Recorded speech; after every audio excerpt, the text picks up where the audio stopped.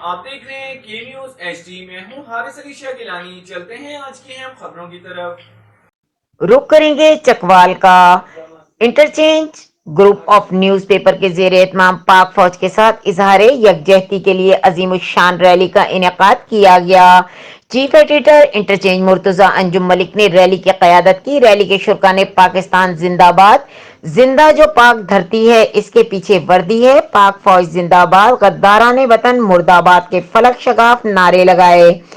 rally میں Chakwal chamber of commerce کے سابق صدر شیخ ہارون، سابق senior vice president Chaudhry Rehan Afzal Minhas, مرکزی انجمن تاجران اتحاد کے صدر ملک جاوید اقبال، سینئر نائب صدر شیخ ارشد ممتاز، کاروباری شخصیت ڈاکٹر شوکت علی، انجمن تحفظ حقوق شہریان کے ضلعی صدر قاضی غلام عباس، الیکٹرانکس یونین کے صدر رانا محمد زاہد، انجمن تاجران انارکلی بازار کے صدر راجہ انجم ضیاء، انجم تاجران گل نثار ملک کے صدر شیخ محمد اسلم، انجم تاجران سبزی منڈی کے صدر ملک ظفر سجاول، وائس چیئرمین چودھری ہارون عباس، جنرل سیکرٹری ضیاء اکرم چودھری، نائب صدر محمد ارشد، جوائنٹ سیکرٹری ملک پرویز رضا، سیکرٹری جنرل لنڈا بازار صدر محمد اختر، تحصیل بازار کاروباری شخصیت محمد عرفان فانی، مسلم لیگ نون ونگ کے ضلعی صدر اختر بٹ، سابق جنرل کونسلر چودھری عمر فاروق، شہر کی معروف کاروباری شخصیت